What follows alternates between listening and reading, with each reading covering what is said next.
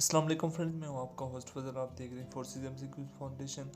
आज की इस वीडियो में मैं आपको जनरल नॉलेज के बारे में बताऊंगा। जनरल नॉलेज जो पाक आर्मी इनिशियल टेस्ट या किसी भी इनिशियल टेस्ट जो भी फोर्सेस हमारी हैं उनके इनिशियल टेस्ट के लिए जो आने वाले क्वेश्चन हैं उनके लिए, और उसके साथ अगर आप कोई भी टेस्ट देना चाहते हो उसके लिए आप जनरल नॉलेज देखना चाहते हैं तो उसके लिए आप ये वीडियो लाजमी देखिएगा।